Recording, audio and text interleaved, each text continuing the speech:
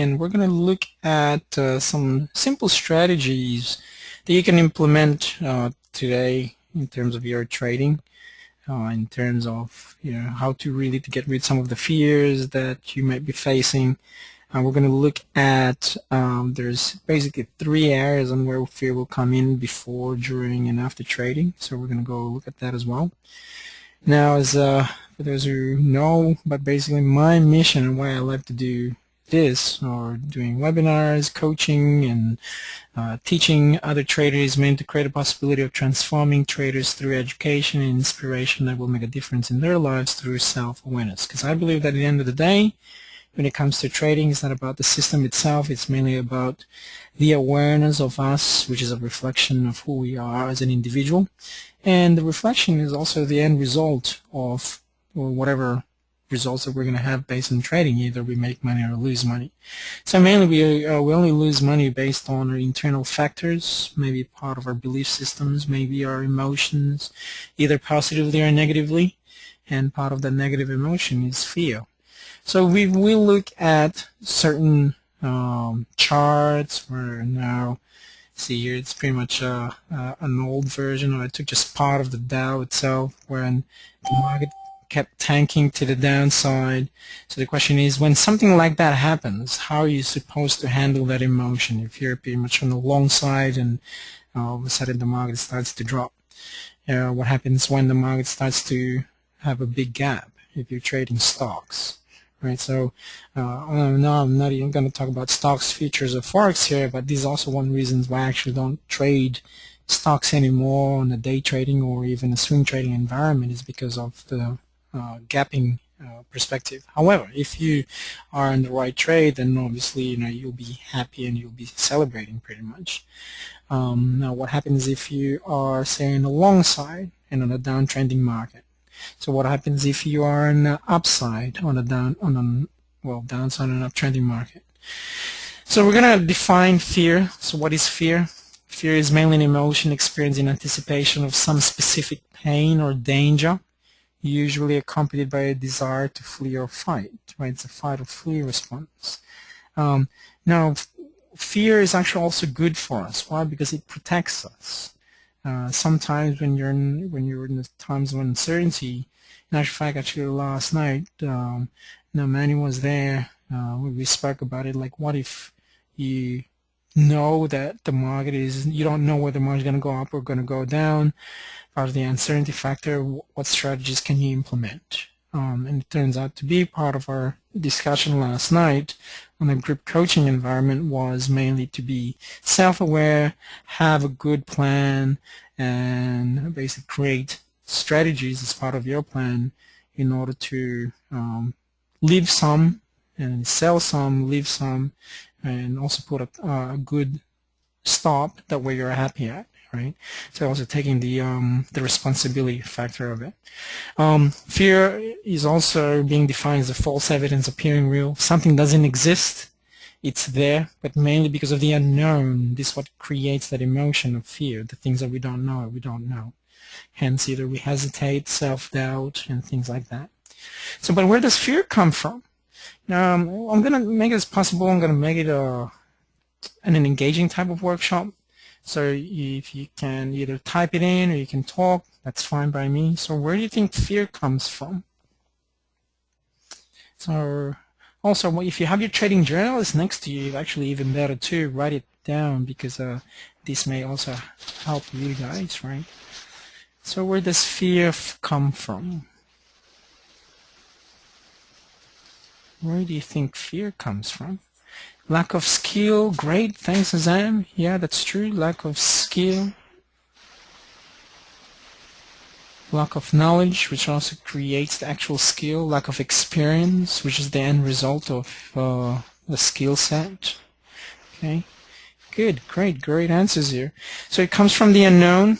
It comes from an event that happened in the past.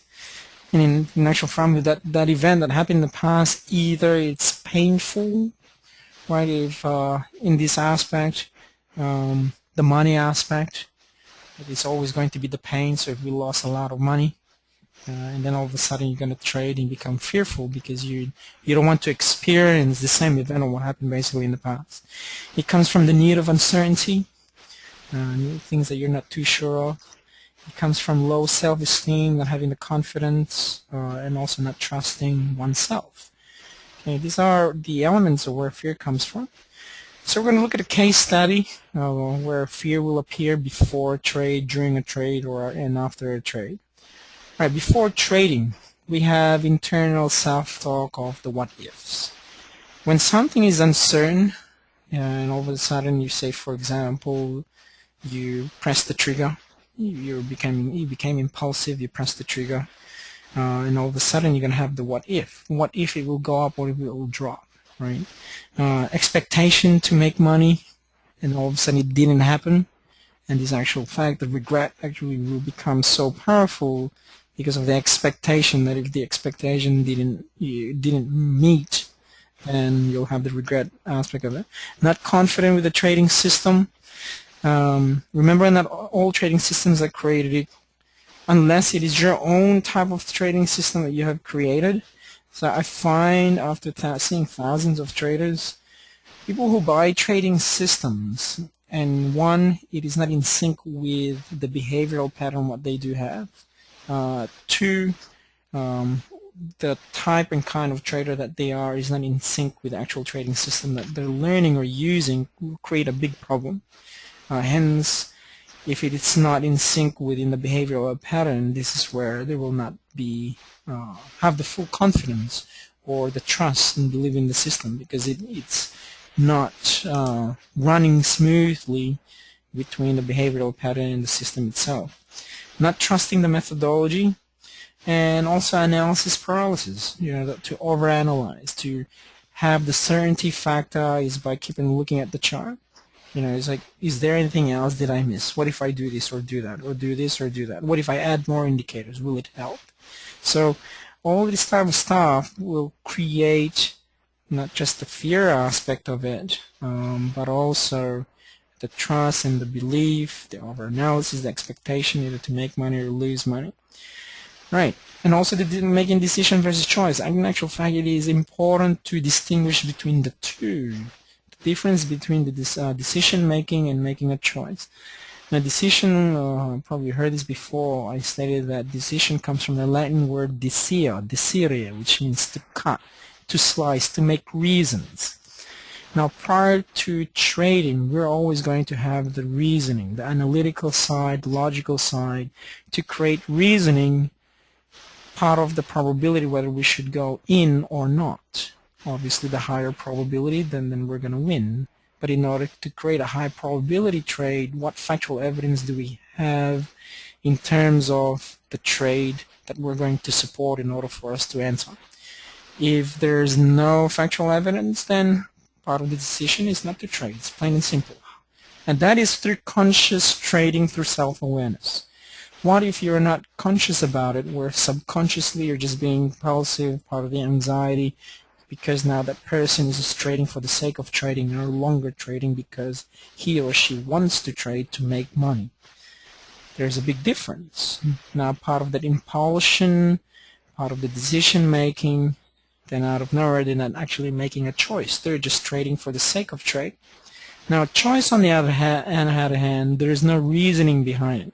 The reasoning has already been done. It is either actually you do it or you don't. You go to the left or you go to the right, or you press the trigger or you don't press the trigger. Either you execute or you don't execute. That is the difference between the decision process versus making a choice. All right, so any questions so far whilst I'm talking right here? Nothing? Cool. All right. Hey, let me move on. So the next question is, how does fear really affect your trading before trading, or your fear affect your trading before trading? One is mainly the impulsiveness and the impatience. Impulsiveness and impatience is mainly caused by feeling you don't want to miss out.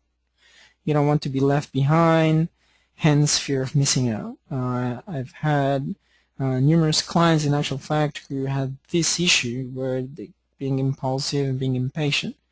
And it turned out to be it is mainly part of their experience in the past when they were growing up, when they're part of their childhood. Either one, something happened where there's some form of excitement, they fell asleep, and then all of a sudden their family started sharing their experience. Oh yeah, we went this and that, and it was so fun, it was awesome. And then all of a sudden the child, or that client, when he was a child, experienced that. They're like, okay, ever since then I'm not going to fall asleep because I don't want to miss out. And hence part of his experience is that he doesn't want to take naps because there might be something that he's missing. So he took that into adulthood, towards the trading, and hence now if there's a trade, he wants always to be in a trade. He doesn't want to be left out. So the fear of missing out. So the response to anxiety felt while trading, also anxiety about the fear that manifests itself as lack of discipline. It's just part of that because of the habitual process of always having that fear of missing out, because he always doesn't want to miss out on the fun part, create a bad habit, which also creates a lack of discipline within his not just environment, but in the way on how he does things. Okay, so that can occur quite frequently to each and every one of us. Okay, hesitation, entry, and procrastination. Hesitation is the inability to commit because you might be wrong and you might lose. One of the elements or factors on why we lose quite a lot is because of the word being right. To be righteous, unfortunately, is part of our ego. Righteousness of being afraid of being wrong, this also in actual fact affects from our past experience of being perfect. Right? Being competitive.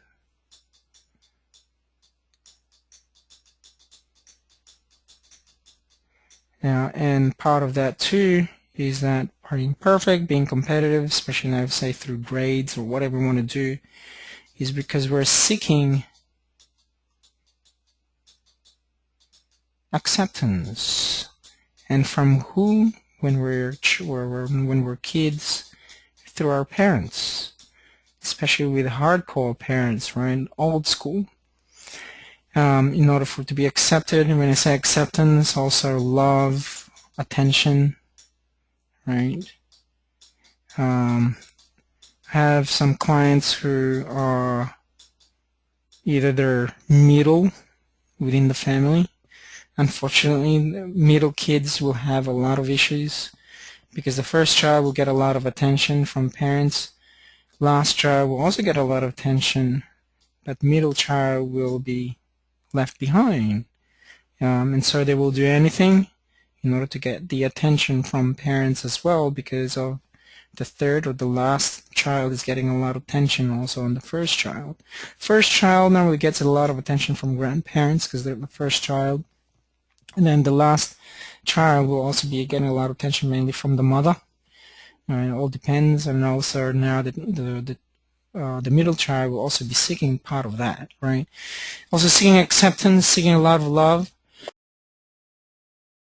Glad I'm also the last child. I'm glad also I'm the last child, to be honest. But people always say that I'm spoiled, but in actual fact, in my own perspective, in my own world, I'm not. But maybe perhaps from the outer world, like say my sisters, then maybe I get more than what my parents provided for them basically when they were growing up. So, the acceptance in order to be competitive too is part of that. Like, so, say for example, for me, I've been very competitive since I was, as a kid. Because if I get a B grade, then my dad will always say B, only B. So the word only in my world, if I always hear the word only, then I'll be going like, shoot, I'll show you, then I get an A. Or, and through being an athlete, if I come home with a bronze or silver, my dad will always say, third again or bronze again, and now in order for me to gain his acceptance that I'm worth being a number one, or to be sees his son as to be, for him to be proud of me, is by being number one. So I had to train basically hard for it. And then when I finally got number one, I got a gold medal. I came home and I was so proud to show my dad. And all of a sudden, all he says is, "Oh, congratulations, well done." And it's like, man, I thought I'd be more than that, and getting more of the praise or the appreciation. Then when I asked my dad, and through my self-development years, and then through communication, asking my dad, I said, "Hey, when you used to compete, why do you keep on saying that?" And so then I finally found out, basically my dad didn't have the education, not like the way I had my education, because my grandparents are actually hardcore and actually never praised him. So he basically thought that by saying those words is for him to motivate me in order for me to go to the next level. Well, it worked, but not to the level to where I wanted to be, because I was just seeking the acceptance or the love as well, to be for him to be proud of me, right? So so basically that's how it works. Unfortunately, and depending on the way how we see things, the way how we interpret the outer world, and it goes into our inner world, and then it becomes part of us, which is now our personality, our persona, as we call it, right? The mask that we create. And now through part of that, either we hesitate, and ability to, you might be wrong, you might lose. Is also, if you keep on seeking now that acceptance, or you want to be right, so in other words, being perfect, and then all out of nowhere you create that habit, and then basically the righteousness will come in place, and all of a sudden, being competitive, I finally basically, during my I call it my awakening moment. So after 3 years trading full time, part of my inconsistencies, and after having a trader psychologist and going through self-development, finding who I am, and things like that, my purpose. Then when I accepted that the market is always going to be right, then that's when I actually started winning, because I'm now not trading against the marketplace, I'm trading with the marketplace. Also listening now, that also made a big difference. So as a coach and a mentor as well, it is important for me to listen, not just to hear the client based on what their needs and wants, based on their own physiology, is also to fully understand where they're coming from. So in other words, to have that empathy factor, right? Alrighty, moving on.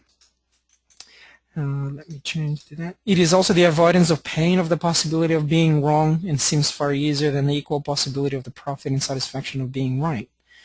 I have a few clients as well, based in the past, that the word hoping hoping is a dangerous drug in trading, but it is mainly, as part of that, is they don't want to be wrong, so they will keep on their trade there until it will be a positive trade, so in order to prove to themselves that they're right.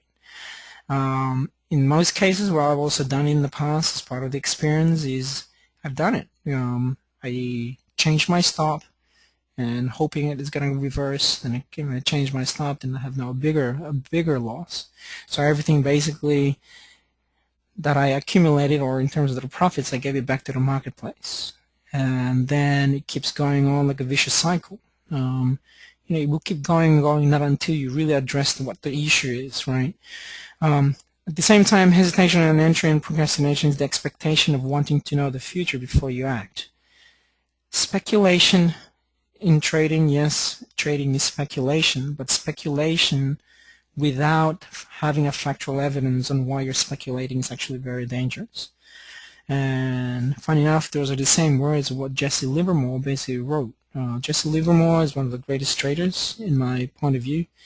He wrote the book, The Reminiscences of a Stock Operator. And it's kind of sad, because after, with all his wisdom and what he wrote, just the second after the Great Depression in the 40s, I believe it was, he made a lot of money, lost a lot of money, gained it back, and then I believe the third time that he lost it, he killed himself, unfortunately, right? So Yeah, in this particular case, do we really have to be like him too? No, and hence, obviously, our education um, within this day and age is actually better than the education what they've had based on the 30s or even the 1800s, right? And education all the time is actually progressing, is changing the way how we think.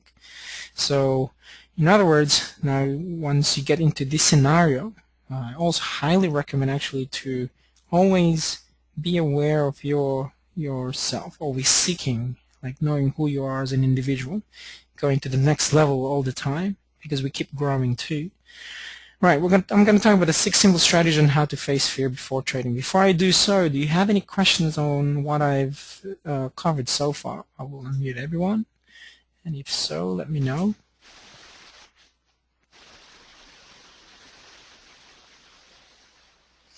Nothing? Alright, cool. Let me move on then. Alright, 6 simple strategies on how to face fear before trading. Okay, one is having a good trading plan. Trading plan has 2 different types, a trading business plan and a trading checklist, which is also part of the plan. So to have a good trading plan is actually imperative because this will give you, basically the check or the in check of where you're at, not just technically in terms of your trading methodology, but also mentally and psychologically. So to have a good trading plan is very important. You need to have the right system and tools. It is important to do so because if you have the right system and tools, then it will eliminate any self-doubt that you might have when you're trading in the marketplace. And it's just common. So just really think about what you're currently doing at the moment in terms of your profession. Either you're an engineer, you're a doctor, a lawyer, even a teacher, or even a janitor. In order for you to do the things that you're currently doing, you have the right tools and the right system for you in order for you to be productive. Trading is also the same. Just imagine now me if I go within your sandbox. Do you think I would be able to grasp everything in your work overnight or even over a weekend?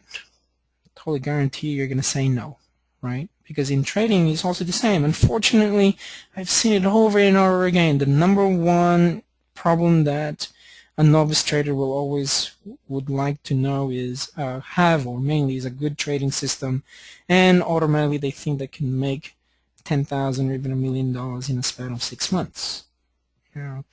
Is it possible? Yes, it is possible if you have the right system, you have the right tools. But if you don't, fat chance. Everything is possible as long as you have the right system or you have the right tools. Now, would I be able to do the things of what you're currently doing in the span of 2 days or 3 days? I don't think so. It will take time for me to learn your experience, or even in order for me to take your job. Okay, it doesn't want to happen overnight. Right, courage. You need to have the courage. Trading, unfortunately, you will need to take risks. Now, I've seen a lot of traders where they get excited, but once out of nowhere, yeah, here's also another issue. Since the market is not regulated, automatically they'll open what, 10,000, 15,000, 50,000, even $100,000 account. And then out of nowhere, at the very beginning, they go to a weekend seminar or they buy a trading system, a DVD or whatnot. They get excited, and then without even testing it, they put real money on the line, believing that basically on the first trade they will be able to make money. Now, say for argument's sake, he made some money. He made $1,000, $2,000. Gained some confidence. Second trade, same thing. Third trade, same thing. Fourth trade, got too cocky, increasing position size, put a bigger stop. In actual fact, he didn't even put a stop. Why? Because he's confident that his trade is going to go the way he wants it to go. No longer very meticulous in what he was doing. Didn't even check on whatever news, and all of a sudden Bernanke spoke. Market tanked to the downside. He was in a meeting. Went back to his computer, looked into his account, and all of a sudden he's down the whole 10 grand. So how many times did it happen? Guarantee you quite a lot. It happens every day. right? Um, Now, without having the right tools, not just technically but also mentally, guarantee you after probably the next time that person is going to put in a trade, he or she will be hesitant. Why? Because the confidence has been beaten up. It's almost like, I don't know if you got into a fight before, but if someone punches you in the nose, then all of a sudden, like, hey, your eyes becomes watery. Out of nowhere, it will just fold. Either one, you will fight, or two, you will flee. It's a fight or flight response, part of the fear. Now, if you fight, then basically you're courageous. Then that means that you're also persistent and that you will survive when it comes to trading. But if you flee and you avoid it, the fear will always haunt you, will come back. Why? Because now the market is saying, I got you. I know what your weaknesses are. And it will come in a vicious cycle like there's no tomorrow, day in, day out. At times you will make money, at times you will lose money, you will lose more based on the vicious cycles of what's happening. But not until you address it. And there's a saying, in order to fight fear itself is by fighting fear itself. So in other words, you would need the courage in order to fight that bad experience of what happened in the past. Also, one reason why I was also saying this, because to compete in front of thousands of people representing your country, actual fact, it is scary. To have those butterflies, you get into the ring, and then you have the national flag behind you, and then your teammates cheering you. And there are certain elements you'll be thinking, what will others think of me? Imagine the amount of pressure. So, but in trading, you don't need the pressure.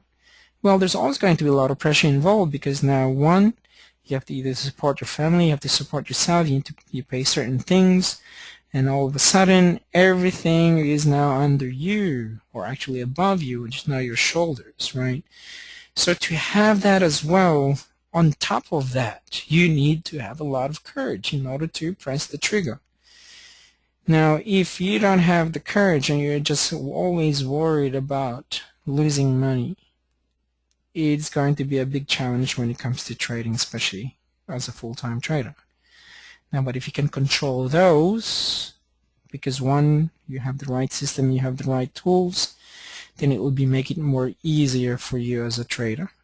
Now, does that make sense to everyone in the room? Okay, cool. Actually, I find it quite a lot. There's only 5 people in the room. If I do a trading system, I will get at least probably a dozen. Maximum, maybe I can get about 19, depending on, because at the moment everybody's working, right? But when it comes to trading psychology, people won't actually do it, because a lot of people think that it's not actually important, but this actually is the most important aspect when it comes to trading. All right, let's move on. Faith. In order to have faith, actually we'll talk more about that.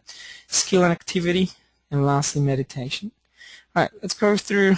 I'll go through step by step actually with you guys. Trading plan. Trading plan is mainly one is you need to create just certain goals. Your goals will lead you to where you want to be. Okay. Remember too that your thoughts create your reality. Every idea that you do have and you take action, it will manifest itself to something from an idea into a 3-dimensional something.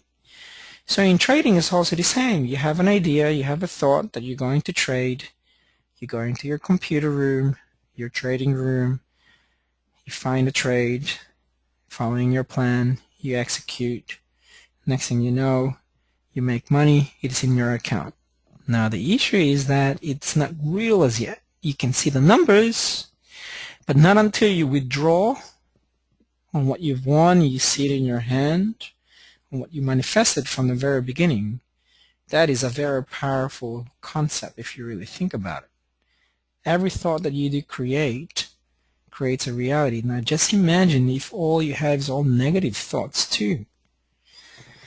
Because you're worried, man, I'm afraid of losing $1,000. Oh, I don't want to lose $1,000. I don't want to lose $100. I don't want to lose. I don't want to lose. So you keep on saying that to yourself.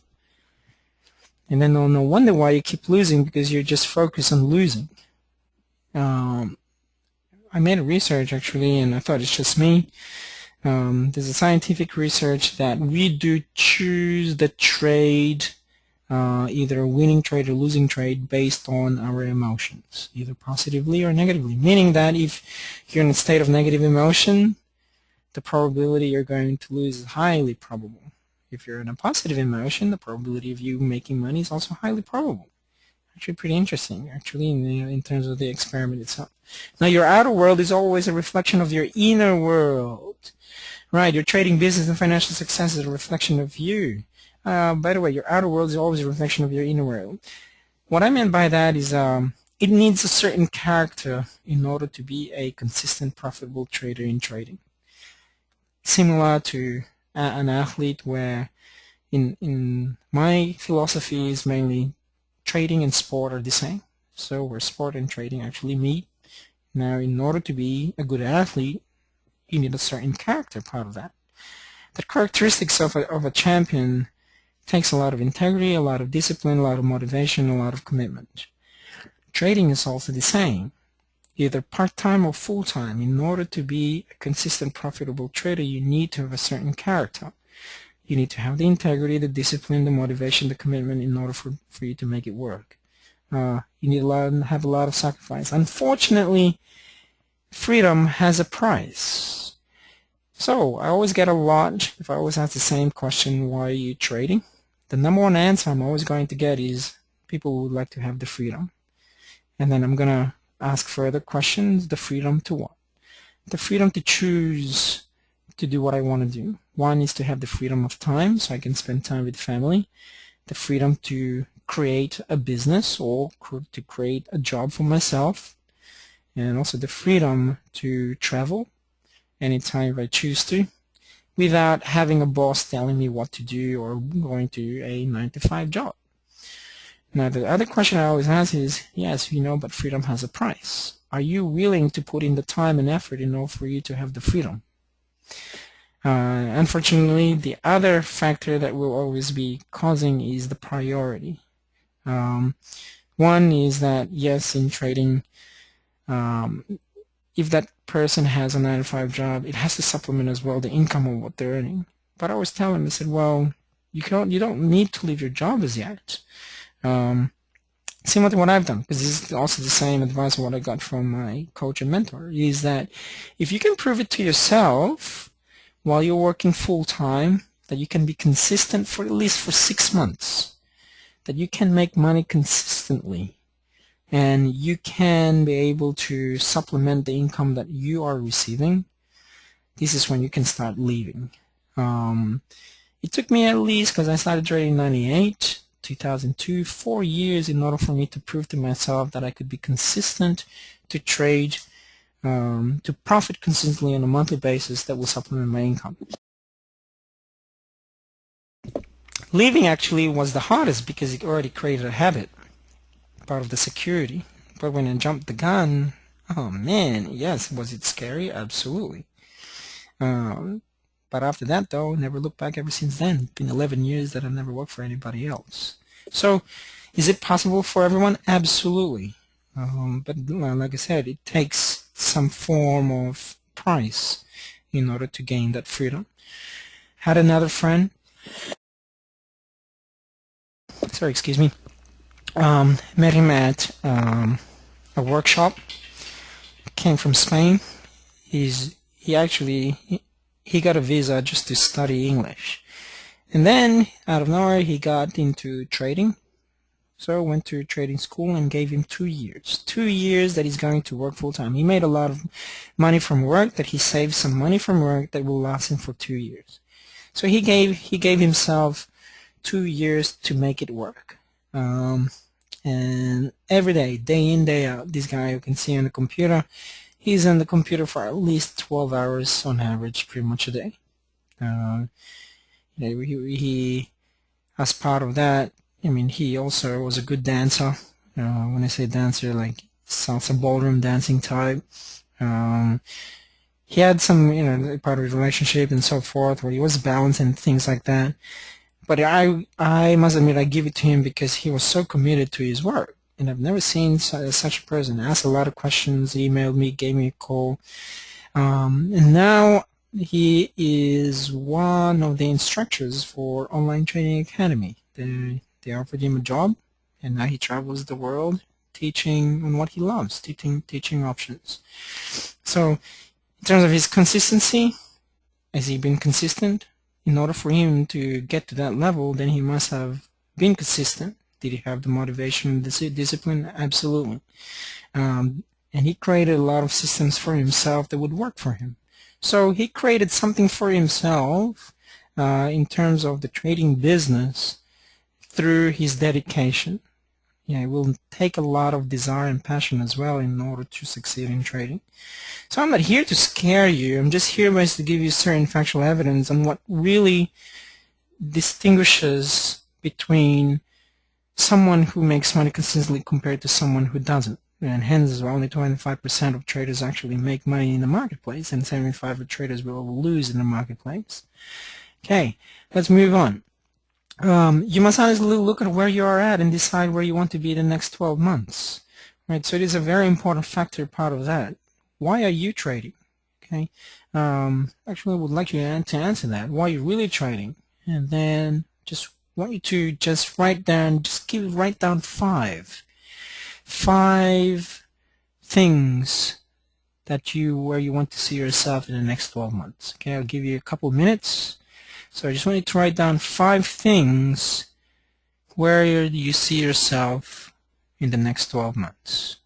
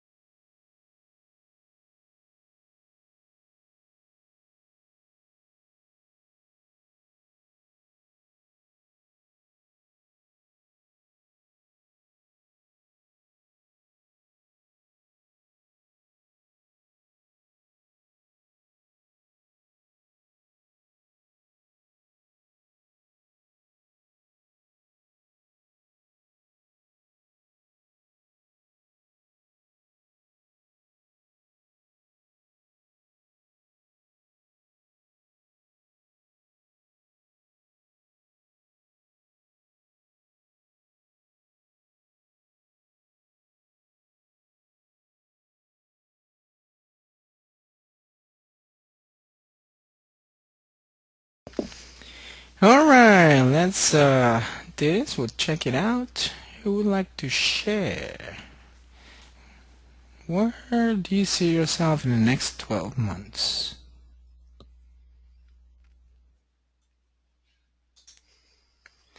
Where do you think you see yourself in the next 12 months?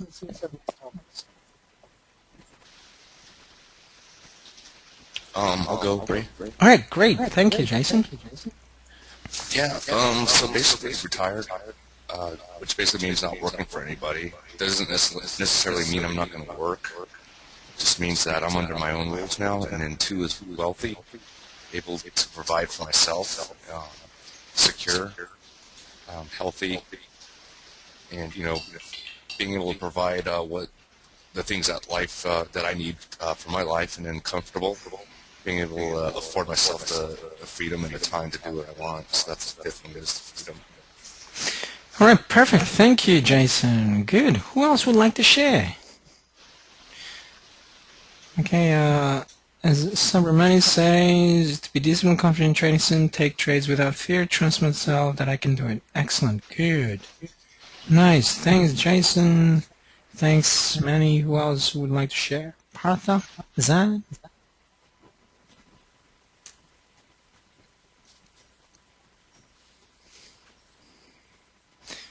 Anyone else? Okay, got it. All right, not a problem. Leave my current job. Cool. All right, thank you. Nice.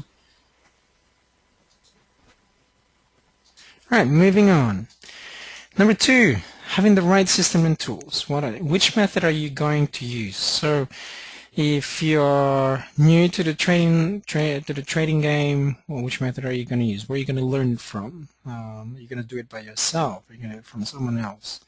If you're currently learning from me, which methodology are you going to master? 1, 2, or 3? Remember, method number 1, which is mainly, as Lula calls it, one of my clients call it the LIT method, based on supply and demand. That is the major system that I basically always highly recommend, which I believe is the best trading system ever. So based on what professional traders actually do use. Right, next one. Systems are not created equal, which I explained earlier. The method you use to get you in should also be the method that you use to get you out. So I highly recommend not to combine trading systems, because it's actually currently not currently, but it's very dangerous to do so. Why? Because the mind is so smart to self-sabotage your success. So if you entered with, say, one method, say method 1, you have to exit with method 1. If you entered method 2, you have to exit with method 2, and vice versa. You can use different methodologies, but the exit strategy should also going to be the same. Okay, never mix and match. That's my recommendation. So to increase confidence and decrease fear is by getting educated the right way. Increase your knowledge. Get a coach that is basically your third eye that will push you to go to the next level. Highly recommend. Each and every athlete, even a professional athlete, Olympic athlete, world-class athlete, they will have a minimum of 2 coaches. So depending on what your goals are, so if you wrote that you want to leave your job, you're going to retire, and make sure to have a coach that will support you and that will also assist you to help your goal. It's important to have that because the coach is your third eye. If you're going to do it by yourself, yes, you would be able to meet your goal, but it will take longer, unfortunately. So say, for example, myself, I did have mentors and coaches, but if only I had a mentor who has the same or the right process in place, man, totally different in terms of the learning experience. Hence, that's why I created different types of program, or I created a certain program itself. The BDO have trading principle is because of my experience. I need to find a good process in order for the trader to get into a level of consistency. Hence, to combine sport in terms of the process of sport to be successful in sport is the same process in terms of trading. And just for me, after being as well about 2 years in the trading industry, finding what trader educators do out there, I believe in my own right. There isn't out there that does what I do in terms of the process, like a special ingredient. So I just don't sell trading systems. I sell a process in order to be a consistent. Because at the end of the day, is the consistency. How can we perform at an elite level when we're trading? Because why we are competing against Olympic traders out there on a day-to-day basis, from an institutionalized trader to a professional retail trader, someone who has a lot of skill, someone who has a lot of resource, someone who has a lot of experience, right? So these are the things that we always compete against, that we always go against. So imagine if we don't have that. The probability of us winning is very, very slim. So that is based on my own philosophy anyway.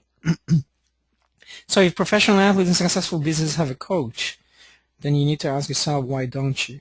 I know a person here who is currently a client of mine, well, Jason, right? So he will also vouch for that.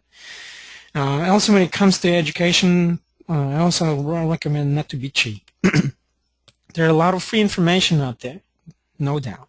There's a plethora of information out there too. However, it is the quality. The quality of the education of what you're going to receive is also very important. You know, that's like what they say. The value that you pay is always going to, the money that you pay is whatever value that you're going to receive.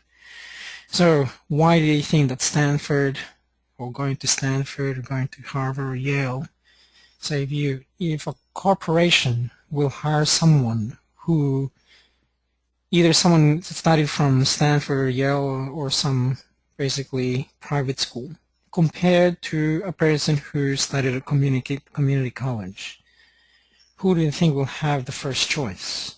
The person who studied at a high level school, unfortunately, right? Unless if if you know somebody. These days it's not really what you know, it's who you know, when it comes to jobs too, unfortunately.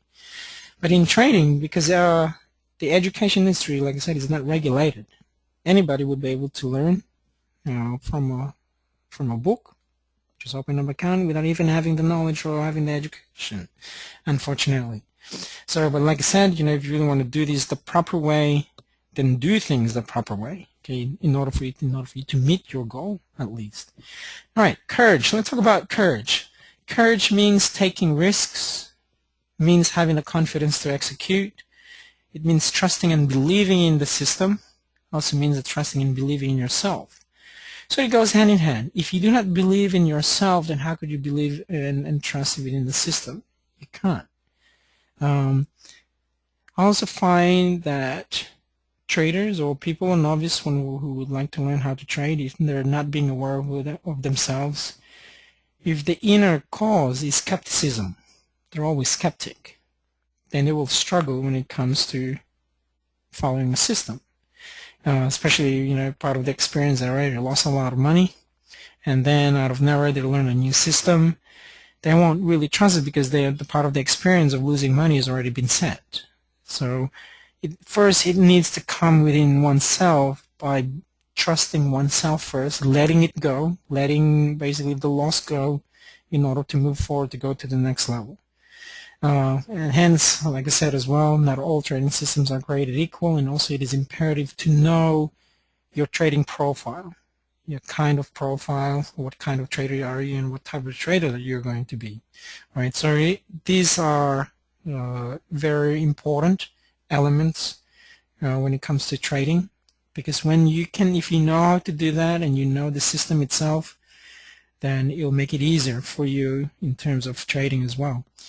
Accepting the loss, I believe this is also one of the biggest challenges in terms of traders, is that the acceptance of it, accepting to lose. They say if they lost $500, it's hard for them to gulp it and just to basically swallow their pride deep down inside, right? So it's also a big problem, big issue in trading, unfortunately.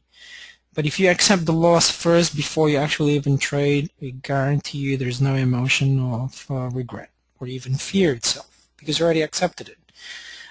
Great example, actually one of my coaches prior to a national competition, actually an international competition, basically kept telling us, if you accept defeat before you actually did win, then you will win. Why? Because if you accept the defeat, there's no pressure.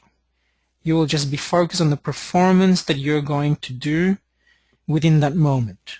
So in other words, when it comes to trading, it's also the same. That once you have a good trading plan and you have a loss set in place, how much are you willing to risk? How much are you willing to lose? If you say to yourself, I'm only willing to lose $200 as part of this trade, then so be it. Okay, then go for it. All right. So let's move on. Faith. What is faith? Faith is belief that you can be profitable. Faith is also believing that you are the best trader in the world. It is so important that you need to see yourself as the best trader in the world. If you can't see this, you're going to have a big problem, unfortunately. It is similar to an athlete. Imagine if I tell my athletes that they're not world champions, that they're not Olympic champions, or they're not even a champion themselves. Imagine the amount of self-esteem that they're going to lose, or even confidence. So we always instill to ourselves, as an athlete, that you need to see yourself as being the world champion, being the best athlete that you can be. Because if you can see that and you train hard, because that is your internal motivator in order to go to the next level. Sometimes, actually, I always use Nike's philosophy or phrase that I always see myself as coming second rather than coming first. Because being first, you will have a lot of pressure. Why? Because you always see behind you, someone's always going to chase you. But if you see yourself as being second, but you're number one, and you see yourself as being second, then you'll be chasing number one. Then in other words, no one can beat you because you're going to be number one all the time, because you're also chasing number one. Now in sport, it's also the same with us. We only have one shot when we compete. Either you win or you lose. That is it. It's a zero-sum game. If you win, you represent your country. If you win, basically, and you're representing your country, you win. Sometimes there's a prize money that's involved, given by the government. Okay, that's part of the incentive. Now, in trading, it's also the same. It's no difference. When you perform and you win, what do you get? You get paid. It's a zero-sum game. If you lose, you don't get paid. In actual fact, the market will take your money. So as part of being an incentive is that if you really want to keep winning consistently, is you need to keep on working hard as well with your system. Always working on it, improving it in order to go to the next level in your methodology. Now, if you already do have a methodology, then perhaps work on yourself, not on the system, because the system is a system. Working oneself is actually much more challenging than anything, right? So knowing of who you are as an individual is all a big challenge as it is. Believing that the system works. Now, when you believe that the system works as part of your internal motivator, if you know that the system has a good 80, 75% win-to-lose ratio, you know your reward-to-risk ratio, you accept the fact that you're going already, that there's a probability that you're going to lose at least 30% part of that, then you're in a free ride in terms of there's no emotional pressure involved. This will also can lead you to go to the next level when it comes to your trading. Now in sport, it's also the same. There are no guarantees that that athlete is going to be a gold medalist. There's no guarantees when we used to compete that I'm going to win. None. What guarantees me is mainly just my performance, that if I perform within the day, win or lose, if I followed everything, if I perform within that day, then even if I lost, I don't care, I'm still a champion. Why? Because there's other factors that's also involved. Great example, I was at Olympic Trading Center 2 weeks ago and had an athlete, really good athlete, each and every round. Guy was winning, and in the finals he lost. But at the end of the day, we know that he did win because the other factors that affected it was the scorers, because it's also subjective. Sometimes they can't really see the way how we meant to see it probably objectively. Maybe they need glasses, maybe they don't. The system itself, had some issues. Right? But in terms of his performance, he performed like a world champion. Now in trading, it's also the same. You follow your trading checklist. You follow each methodology basically that you set up for yourself. You have the entries, you have the stops, you have the target points. At the end of the day, if you lose, there's only one factor that could affect it, is the marketplace. Great example was last night. The report was awesome. Nice bullish bar. Bulls were in control. I entered to go long. Also a couple in the group within here at the moment also entered the same pair. Euro against the dollar. Set a stop, set a target point, set an entry. Despite a good positive news and that, dictating the buyers are currently in control, it reversed. Got stopped out. Does it mean something about us or even me as an individual, as a trader? No. At the end of the day, the factor that affected my loss is just the market is just way too strong. There's still a lot of pessimism in the marketplace, and they took that. part of being the courageous part is doesn't necessarily mean that because already you got stopped out that you're gonna finish from there. No, re-entered. There was a good level of demand, bigger time frame. We're still stating that the bulls are currently in control. There's going to be some more news happening. Entered the same pair. Woke up this morning. I was up more than 120 points, so 120 pips. Yeah, I might have lost 20 pips during the momentum trading in a live trading environment, but on the bigger perspective, I made 120, so at the end of the day, I'm still up 100. So to believe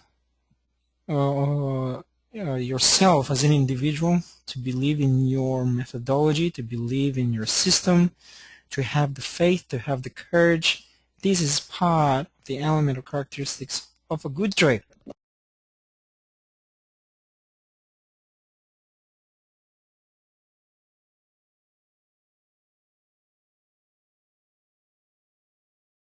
Sorry guys, my throat just got dry and I had just to drink from there. Alright, so moving on. Also part of the faith is believing that you have the capability to make money in any market conditions.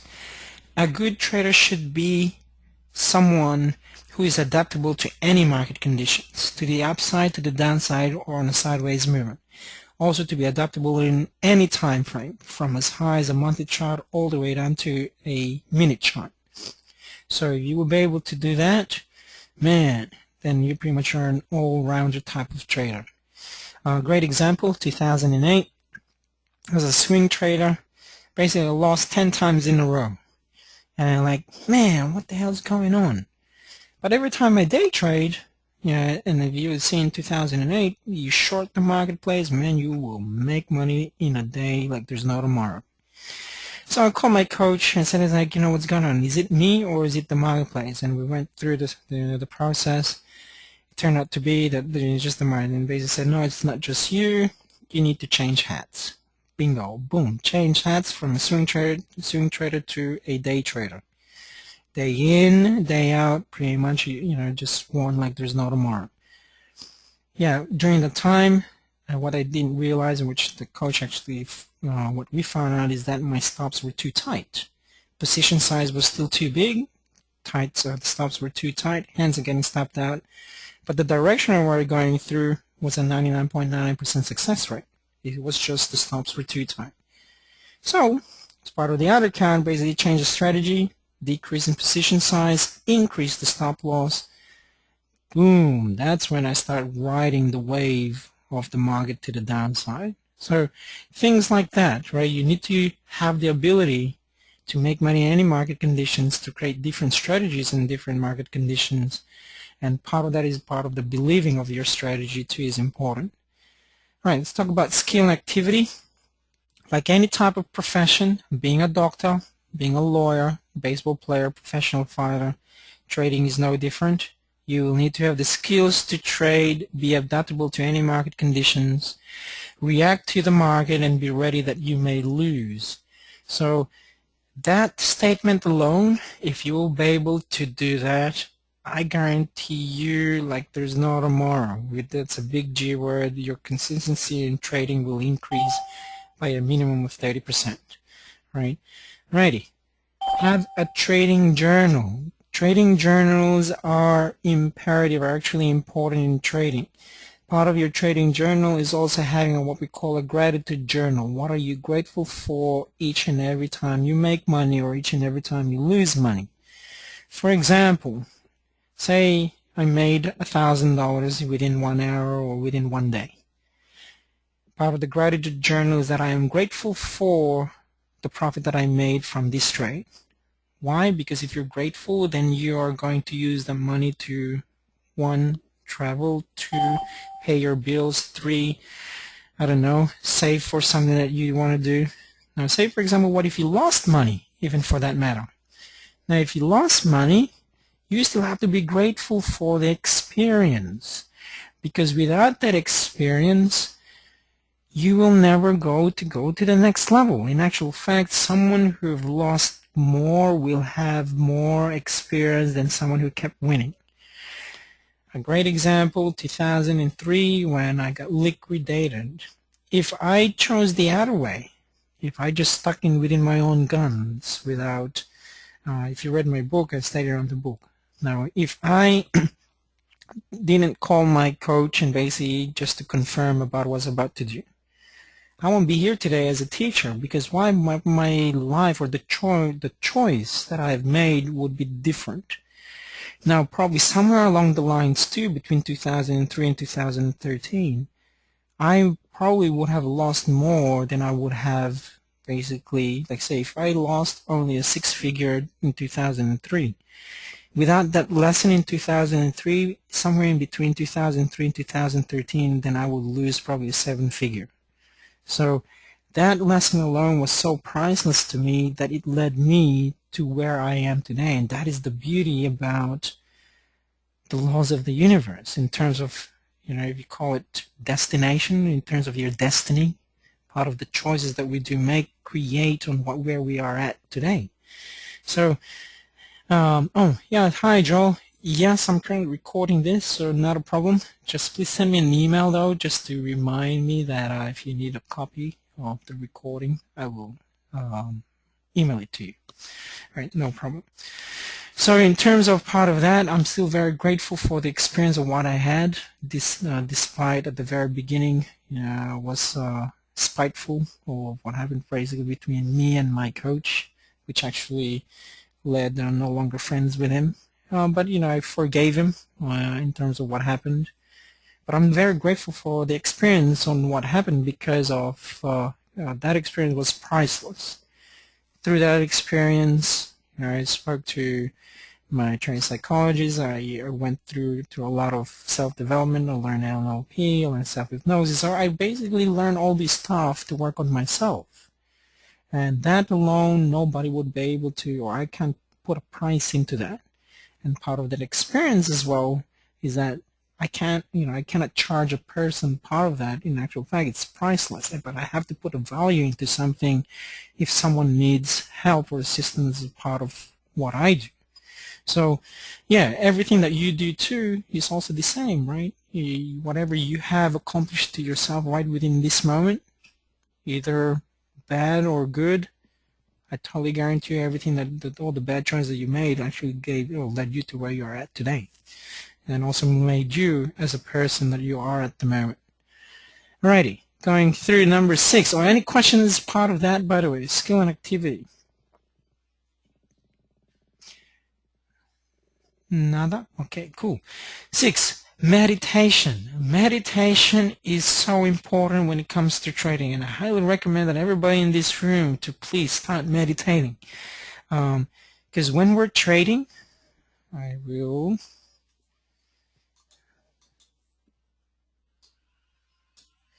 there's this big thing right here, this big empty space is the unknown. We don't know what we don't know. That's what's bound to happen. This is what causes the uncertainty. This is what causes fear. Now, but if you can visualize as part of where it can go, see, I believe that is one of the challenging part. Unfortunately, in trading, we only see a two-dimensional chart. We can't see the third dimension, which is mainly who's buying, who's selling. It's not like being in the marketplace or being on the floor. You will know who's buying, you'll know who's selling. You will know whether Goldman Sachs is selling X amount of shares, or who is giving the instructions in order for that person to buy a certain asset class or vehicle.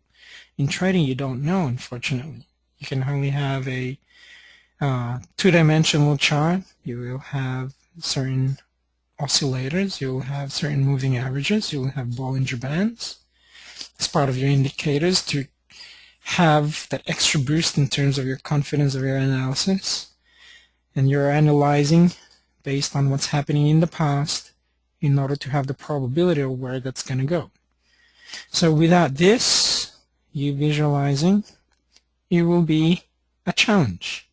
So to use the right side of the brain, which is mainly the subconscious side, the feeling side, the imagination side, at the end of the day, you need that, because you need to know where is the price going to go based on your speculation, based on your factual evidence, not just through that, to your other macro fundamentals that you could find as well, to support your technical analysis to forecast on where the price is going to go. Either, remember, in trading is easy. At least you only know it'll go up, side, or down. That's it. Nothing else. Playing tennis is actually even harder. Why? Because a tennis ball will go everywhere. Fighting is also very hard, because especially stand-up fighting or boxing, kickboxing, because they have 4 different combinations: punches, kicking, elbows, right? Grappling on the ground. The person can go there, can go here, can go there, can go anywhere. So it is more of a challenge in different types of sport. But in trading, it'll go up, down, or sideways. At the end of the day, actually, trading is actually really, really easy. And it's easy for me to say because of the experience and stuff, but if you really, really think about it, it is easy. All right, let me move on. Oops. Where am I? There you go, number 6, right? 3, 4, 5, talking about meditation. Meditation develops self-awareness and mindfulness. Self-awareness is, I believe, the key element when it comes to trading. In order to perform, you need to be self-aware, mindfully, physically, spiritually. So when I say that, this is how you create being in the zone. To be in the zone is when the mind, body, and spirit are one, and you are within the marketplace. This is where you're in the flow. This is what they call it, the flow, right? You're in the same current. Say if the market is going up, you're with the market going up. If the market is going down, you're with the market going down. Didn't you find that when it goes the opposite way, that's where struggle happens, a lot of negative emotion happens, right? Because that's the normal flow of the universe. It doesn't go the other way, unfortunately. So but unless you really fully understand about the laws of the universe, then makes things a little bit more easier. And the part of that is the tool is actually the self-awareness, the mindfulness. And how can you be more mindful, be more aware, is through meditation. Meditation also creates and develops your focusedness in terms of trading. And it will also develop concentration. Remember, on a day-to-day basis, we're always being affected by emails. We're always going to be affected by news, by the media, society, family, friends. So imagine if you hang around with negative people. Oh man, imagine the amount of struggle you're going to have when you're now trading. So you have the belief that you want to make money, and then your friend is pulling you down, your family is pulling you down because they're saying to you that trading is gambling. Trading is basically evil. Making money is evil. So imagine there's all those types of beliefs that are currently happening within yourself. Then it will be more of a struggle, right? To eliminate that, when you're also in a meditative state, when you're just letting go, you're just focusing on just being still, where nothing exists, dude, that's where you're in a space of peacefulness. To be in a peaceful state actually is a challenging part. To be aware each and every time when we think on a milli by millisecond, it's also going to be a challenge.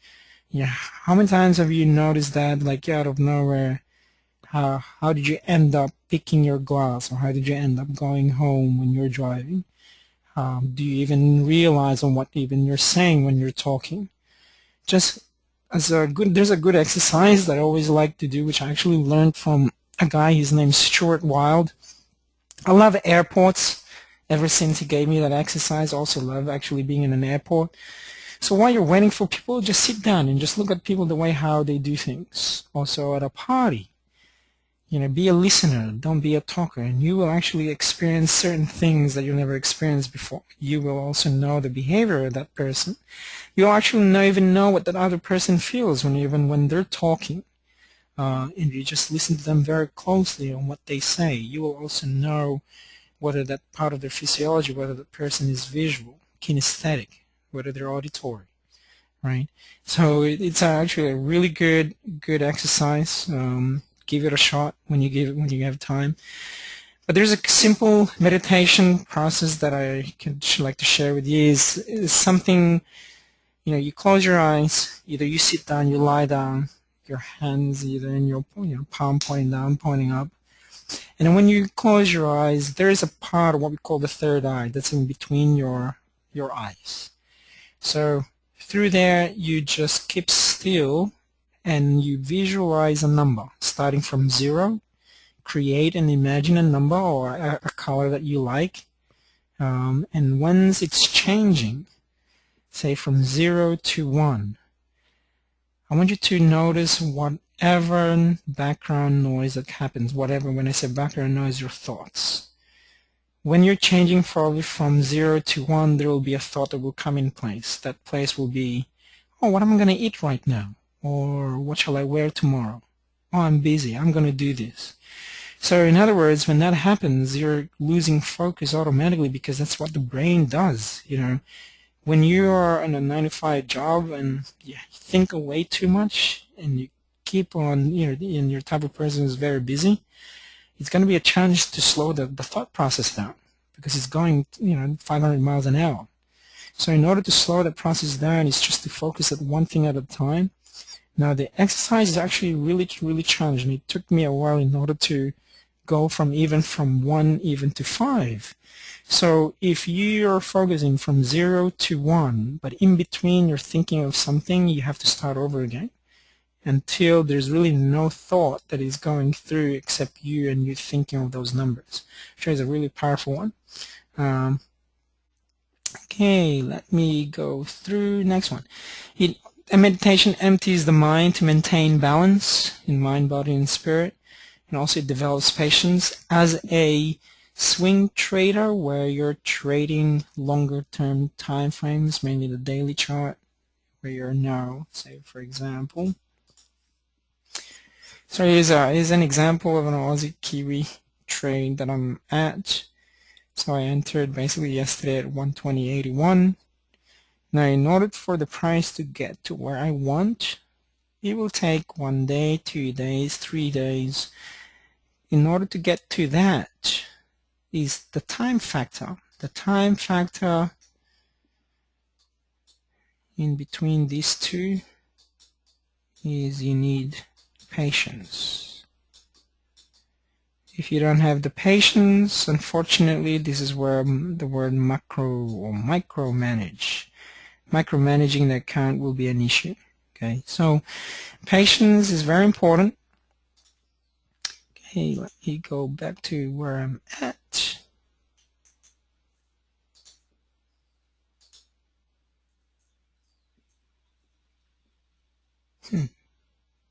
Sorry, guys. Alright,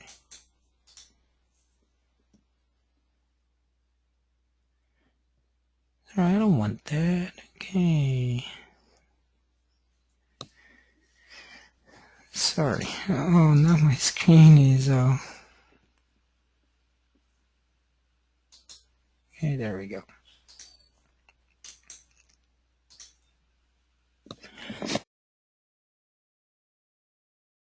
All right, here we go. You should be able to see that. Okay, so during trading, let's talk about during trading.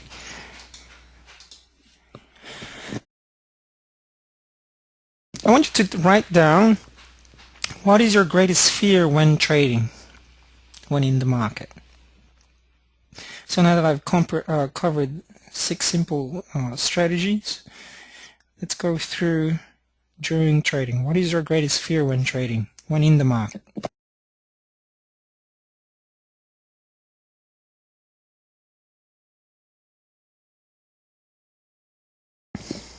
Okay, for me before, if I want to share, is for me before is a fear of losing. There we go, like Jason, losing money. pulling the trigger and waiting for too much confirmation. You have to pull the trigger. Fear of pulling the trigger is also maybe perhaps of losing. Yeah, losing money. So it is actually the number one answer is losing money. Nobody wants to lose money. Fear of failure. Awesome. Thank you, Arthur. Good. Alrighty. What do you say to yourself while trading? So for me before is I don't want to lose money. I don't want to lose. I don't want to be bankrupt. I don't want to this. I don't want to do that. So I was focusing on the negative side. How about yourself though? What do you say to yourself while trading? Don't mess up. There you go. So don't mess up. What else?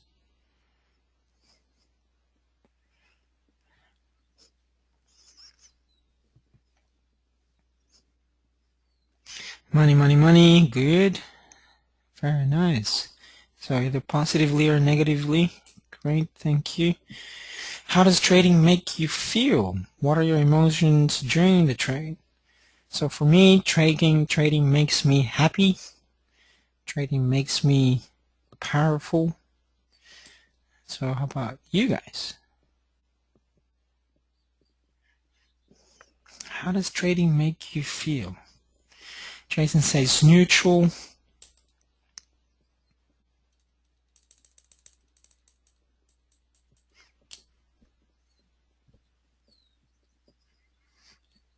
Nervous, stress.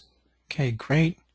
Makes you feel alive. Yes, I'm like you too. I wish that the market never shuts down. I know I already love trading futures and forex. Imagine stock traders when the market closes. Okay, the challenge excites me. Exactly. The challenging part for me too.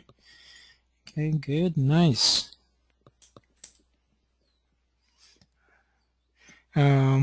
Actual fact, certain times, depending on the competition, I also join trading comps just to see where I'm at, still with my trading skills or anything that I need to improve on part of my trading skills.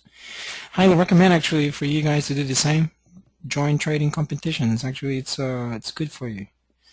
All right, good. Let's move on. Fear of losing money. Okay, let's talk about fear of losing money. So if you get into trading with the approach, I'm afraid of losing 5,000, then you probably will. So pretty much what I said earlier, and if you just basically joined us, welcome. If you're focusing on the negative aspect, then unfortunately the end result also would be a negative aspect. The antidote of that is, I know it's a challenging thing to do, is always focus into the positive side. So think of something, like say, think of rather than you losing 5,000, is mainly, I am going to make $5,000 with this trade. I am going to make $5,000 with this trade. I am ready to make $5,000 with this trade. Think something more positive than actually negative. In entering a trade, remember you always enter in a unknowable future. And as part of that, unfortunately, the emotion of the unknowable future is always going to be anxiety, the anxiousness part, right? Losing money is also the uncertainty of what will the future bring, which also create basically in the past, like I said, for me to lose six figures in 2003 was a painful experience, but it was a good experience because that part of that is led me to where I am today.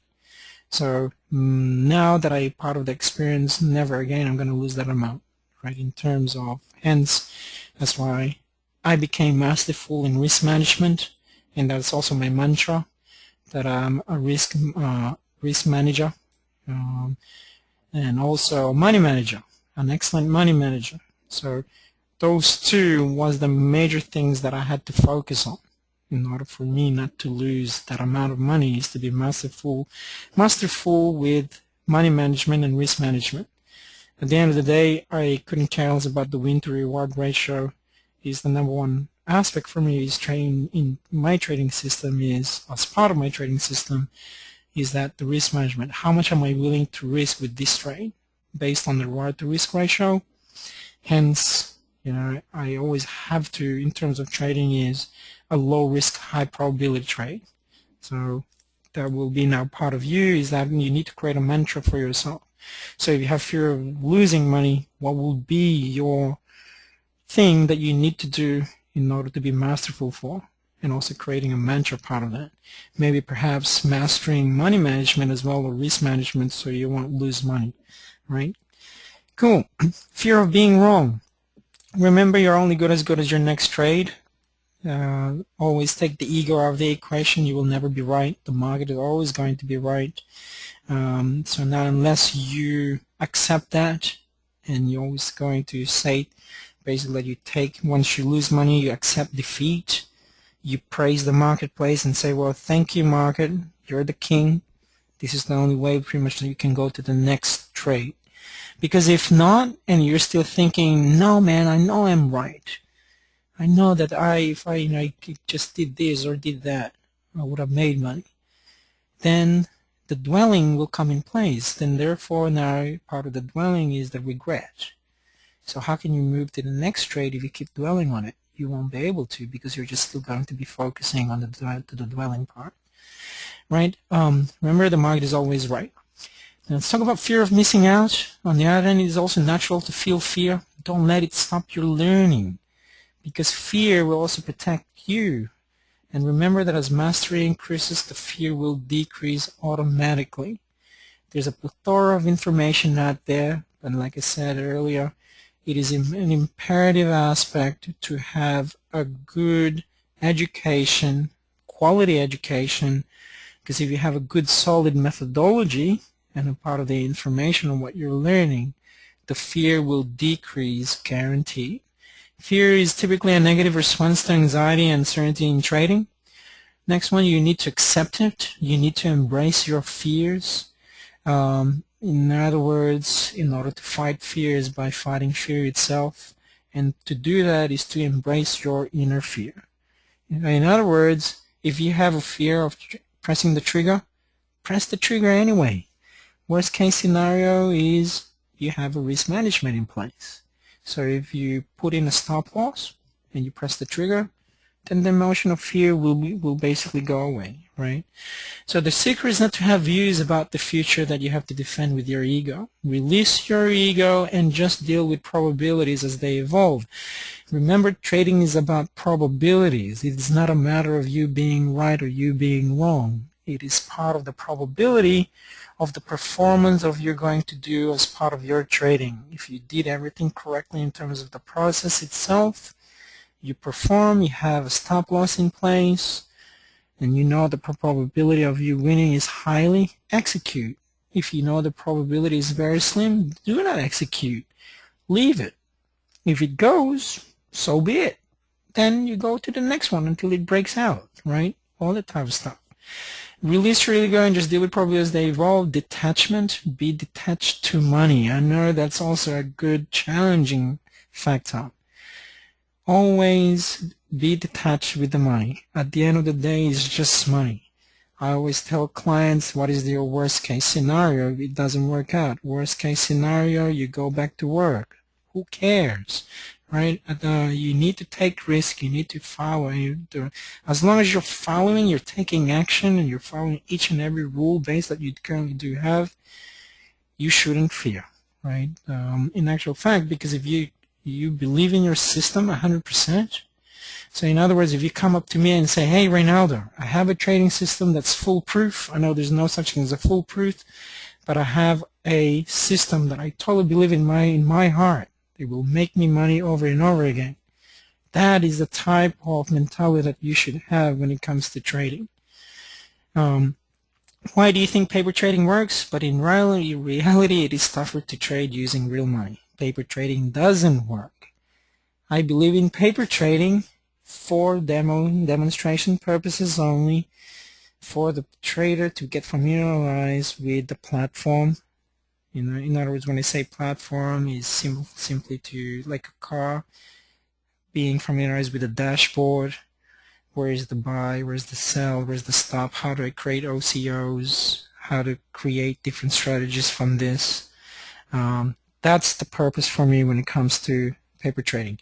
Paper trading for me when it comes to sport is like punching a bag or kicking a bag 100 times a day.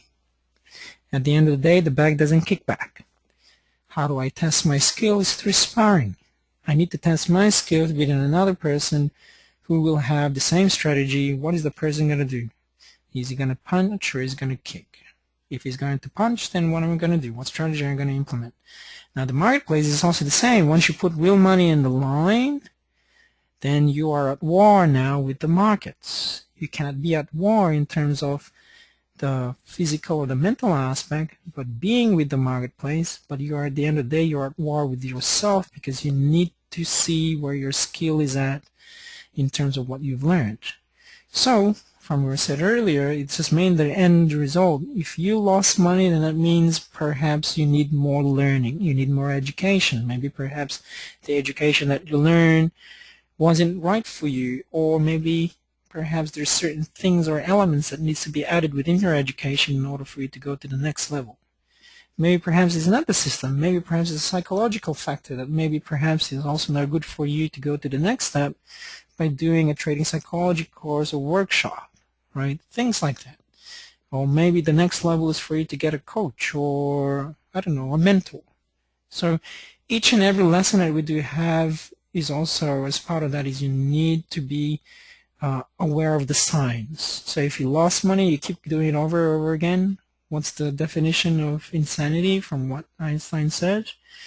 Is that if you do the same thing over and over again with the same result, right? If you have a different result, then it's a totally different story, right? So if you keep losing because you don't know what the end result is, maybe perhaps a psychological factor, then that is a problem. Okay, then you need to address that problem, like cancer. Okay, so you need to accept it. You need to embrace your fears. Sorry. Fear makes you take your eyes off the ball. It distorts your perception of reality. It distorts your ability to implement the actions required by your scenario. Also, it creates a self-fulfilling prophecy. Now, fear makes you maintain constant awareness and keeps you disciplined. Remember the word discipline from the Latin word student? Actually, that's what it means. Some people don't like the word discipline because, you know, if they're experienced that they're being disciplined through being hit, right, or through physical abuse, that's why they don't like the word discipline. Maybe perhaps some people would prefer the word following one's rule, for example. Fear makes you maintain constant awareness and keeps you disciplined. So what is discipline? Simply, actually I better let you write that down and you see what it means to you. Okay, I'll go back into that. In your trading journal, what is discipline in your point of view then?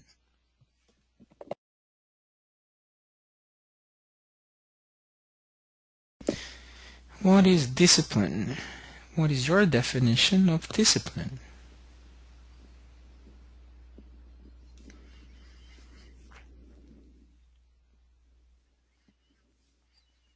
And then next one is how disciplined are you with your trading? So currently right now, how disciplined are you with your trading? And I want you to rate yourself out of 10. Alright, Summer Money says doing right things all the time. Obeying rules, there you go. Good, thank you. Not breaking your own set of rules. By the way, to have discipline is you need to have integrity. Integrity means that if you say you're going to do it, make sure you do what you say. It's a promise, making oneself a promise to honor one's word. So if you say to yourself you're going to do it, make sure you do what you say. That is discipline. That's integrity for me.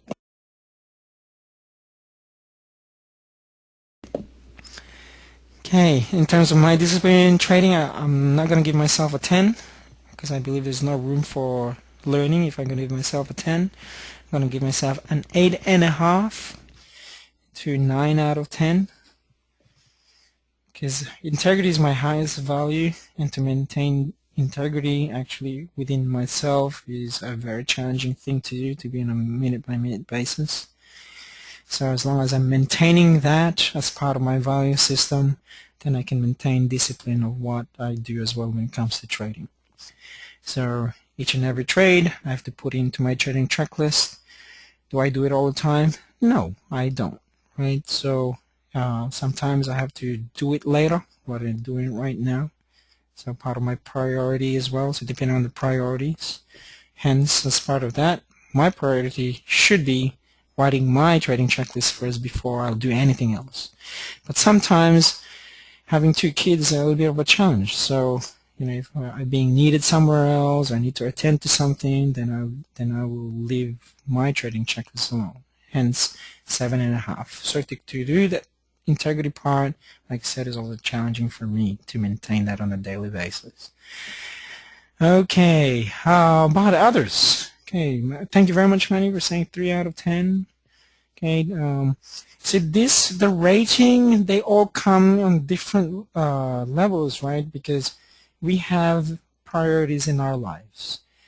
I know probably some of you, trading is not a high priority. It won't be number one because maybe perhaps you won't supplement the income that you're currently receiving from your work. So in other words, your 9-to-5 job is your priority. Now, but if you want to do this on a part-time basis, then it is imperative to have an action step that you need to take in order to be disciplined as well as part of your part-time business. So it is imperative if you're working full-time and you're trading part-time, then what action steps can you take in your part-time trading business in order for you to be disciplined? Say if you have a deficit of 3 or 7, how can you increase that or decrease the deficit? Okay. All right, how can you do that? So what action steps do you have to take in order for you to be disciplined in your trading?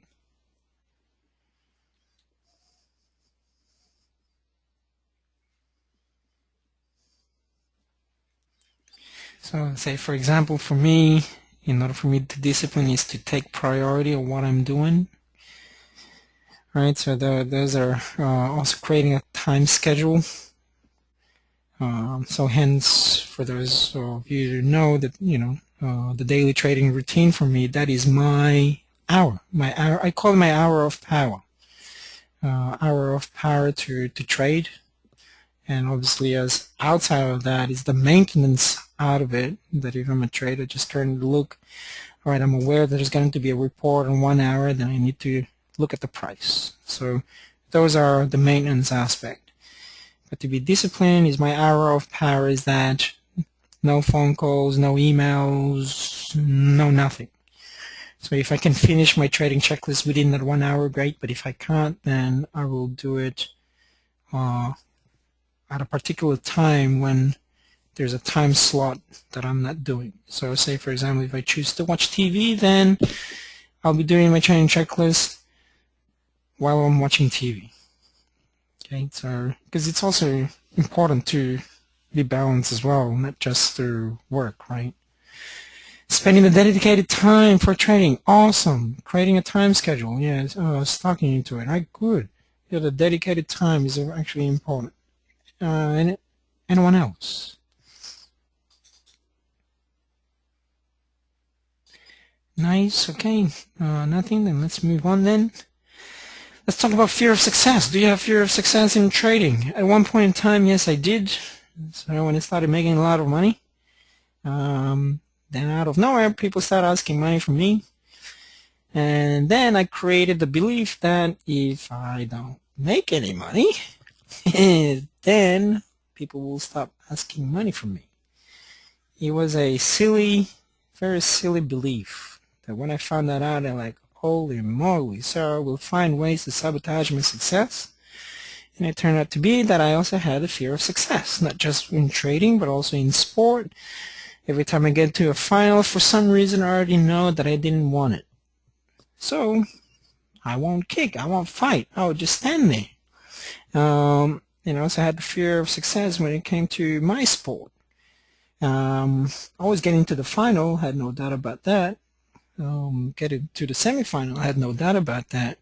But by the time I get to the semis or the finals, then the self-sabotaging mechanism will occur. My business in the financial lines was also the same. I had a mortgage business. Clients will call me. I don't call them back. Then it was the client. So it's the same. I self-sabotage myself, right? So how about yourself? Do you have fear of success in trading? Maybe perhaps you just don't even realize it. So you'll find different ways to sabotage your success in trading. Maybe perhaps if there is a potential trade, you procrastinate, or you just say to yourself, oh, I'll do it later.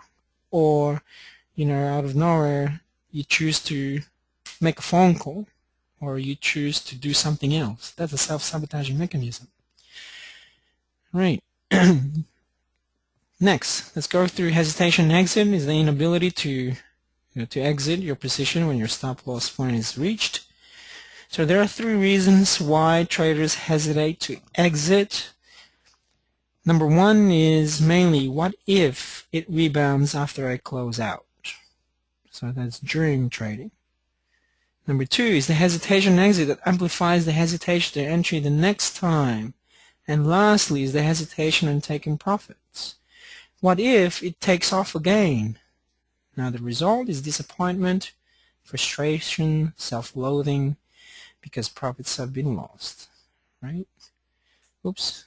Next one. Therefore, take responsibility, work with what is, not what might be, okay?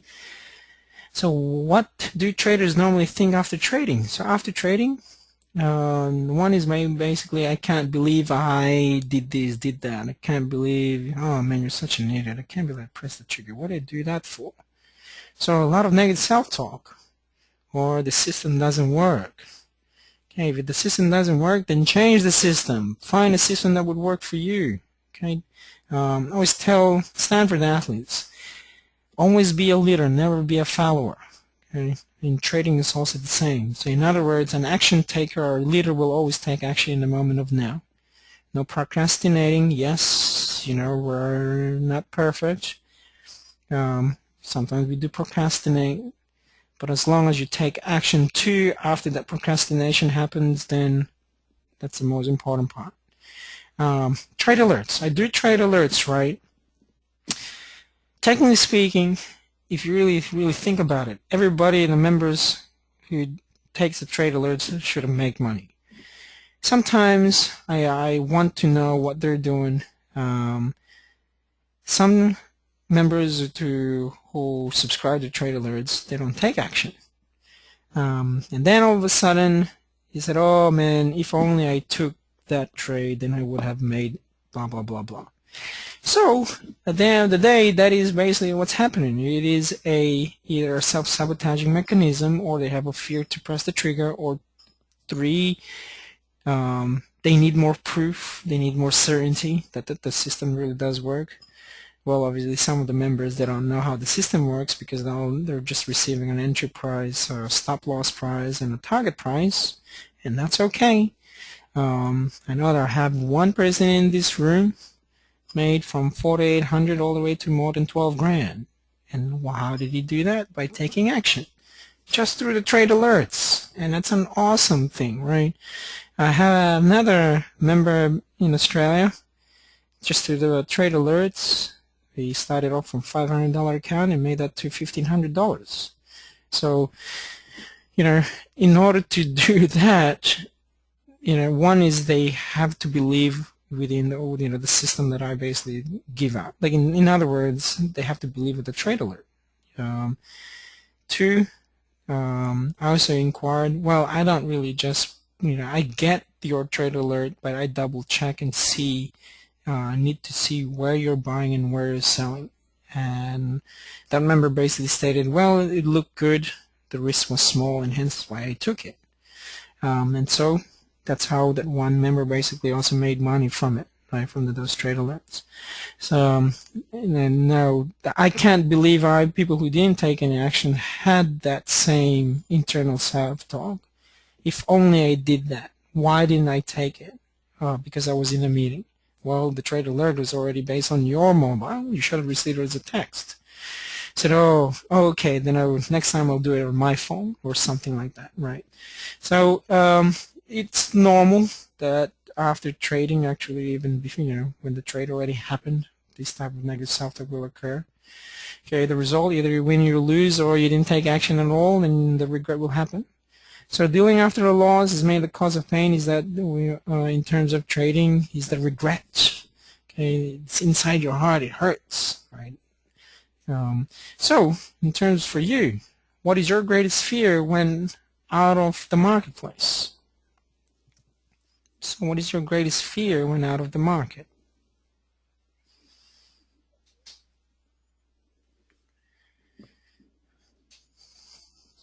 Missing profits, yes, definitely. Definitely. What else?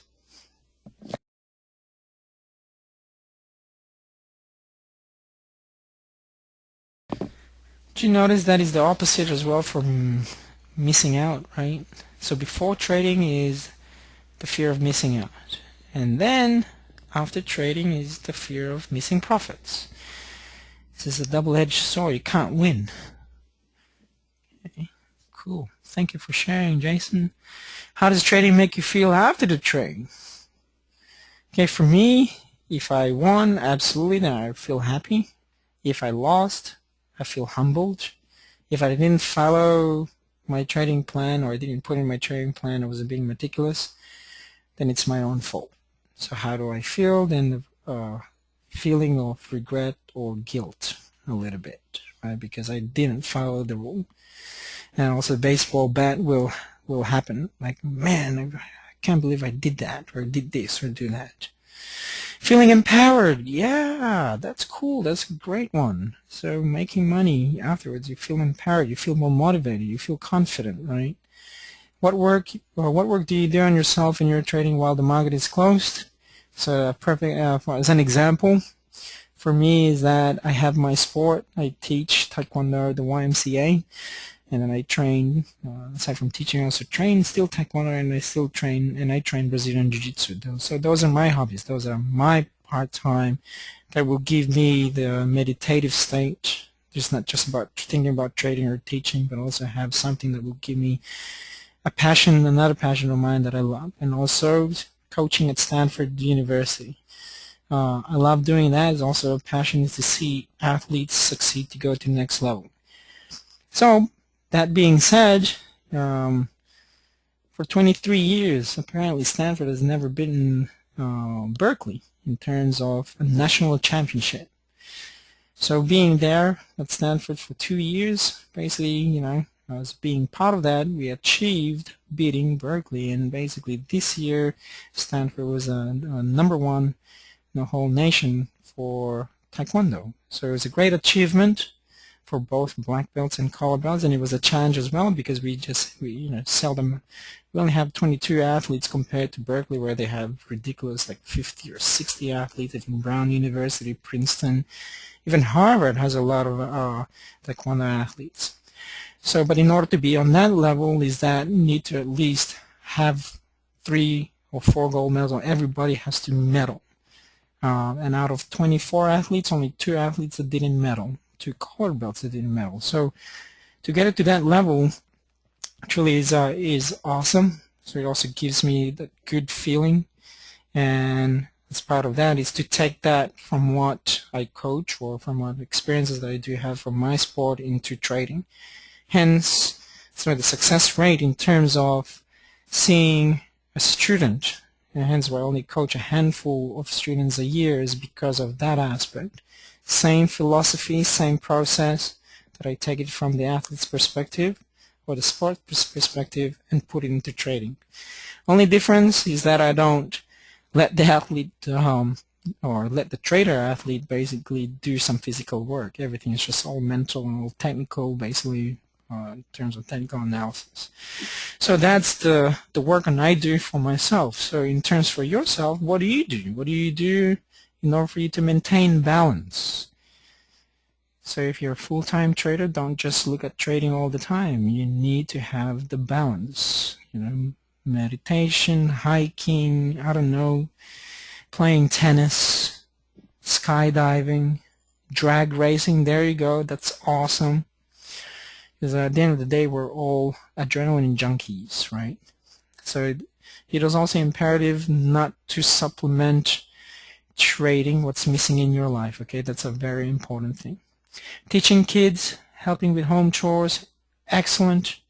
Very good. Very nice. Thank you for sharing, guys. Very good. So in order to succeed, your desire for success must be greater than your fear of failure. So dealing after a loss, I want you to measure and monitor your results on a daily basis if you can, weekly basis, quarterly basis. This is the importance actually of having a trading business plan, so you would be able to monitor your results and you can measure where you were at from the very beginning to each and every quarter. similar to a corporation where they have a profit report every quarter. But in terms of your performance, you need to rate your performance each and every trade. I highly recommend you do that. Practice, practice, practice is important. Without practice, then how can you improve your skill, right? Practice through doing, practice through live trading. So those are the most important part. Also be persistent. Just because you lost 3 in a row that you're going to give up, no. Have the courage to keep going, and find a way on how to be better each and every time you trade. So dealing after win, celebrate and enjoy your wins. How many people in this room that if you make money that you do celebrate? You have to be honest with yourself. Even if you made 10 cents. And you need to celebrate. So say for example, if you made $100, take 10% out of that, $10. What can you do for $10? $10 can buy you a lot. Can buy you, for people who drink coffee, Starbucks, a piece of ice cream, a dinner, or even a lunch, right? Now, if you made $1,000, what can you do for $100? Quite a lot. Buy yourself something. So when you do that, and at least you are patting yourself in the back, also being gentle to your soul, and you're saying to yourself, hey, I am worthy to receive, then I know there is more that I could give. Great example too, that I want to share. Over the weekend, we have a friend basically have a farm, a walnut farm. So it was her birthday, so we went there. On the way back, we stopped by at this area which we're not really familiar, like just above, I think it's Pleasant Hill, not Pleasanton, but Pleasant Hill. It wasn't really a good area where we parked, because my daughter was crying and so forth, and we had to take a rest, had to do this, blah blah blah.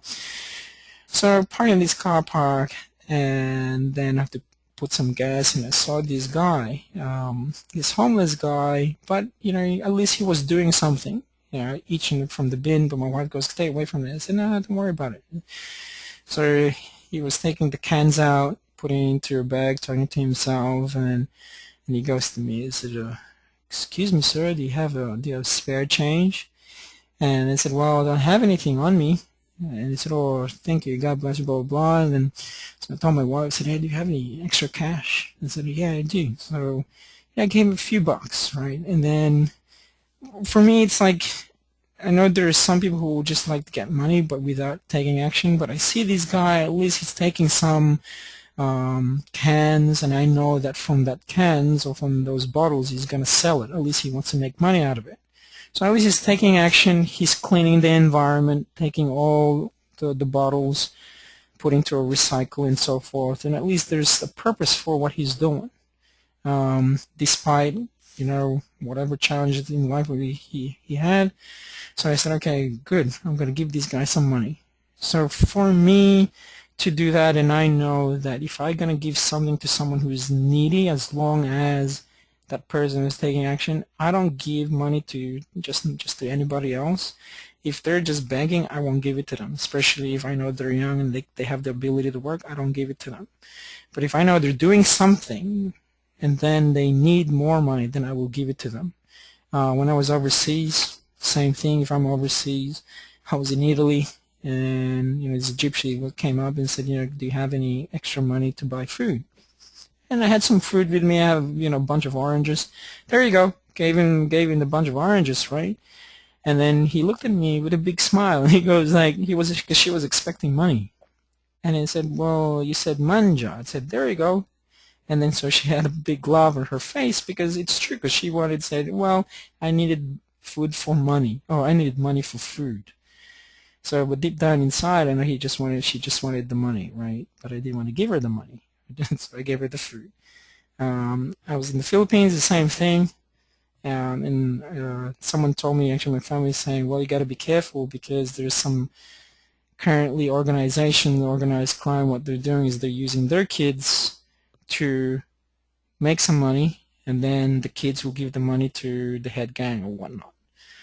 And so it's, 3 kids came up, and all of a sudden 4 kids came up, they're begging for money, and I said, oh, and I asked, what do you need the money for? I said, for food. I said, okay, great, give me 5 minutes. Went to the supermarket, bought different type of food, cans, fruit, whatever, came back, gave to each one of them. And then the mother came up to me and started yelling. I said, why are you giving them food? And he said, well, that's what they said. He said, they need food. He said, we need money, not food. He said, well, you said you wanted some food. I'm not just going to give you any money because I don't know what you're going to use the money for. You want food? Come with me. We can buy some more food. So in that essence, what I'm sharing you with this is that trading is not just about making money. So what other things can you do that will help others as well as part of your community, right? So charity, things like that, maybe a philanthropist, doing a fundraiser type of things. So because if you do that, there's a saying, it's part of the laws of the universe, right? Giving is also, giving is receiving, and there's more money to come to you as part of your dharma, not your karma, but part of your dharma. So it's also, that's why it's imperative to celebrate and enjoy of what you do have and be grateful for what you have. Remember, trading is so easy. Trading is not like a normal job where you have to slave for it, where you have to work on a day-to-day, hour by hour, waiting for the money for you to come. Trading is the biggest ATM machine that you can ever think of. So whatever you think, whatever you manifest, it will come to you. It is unlimited in terms of resource, depending on how much money you've got in the bank, obviously. But as part of that, it is unlimited to the amount of what you want. So as part of that is also, it is important to give back to somebody who is also in need. Okay, so I'm talking about the spiritual aspect of trading.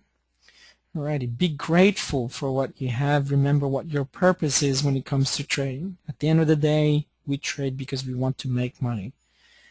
The money is the purpose for us in order for us to have the things that we want, in order for us as well to be happy, right?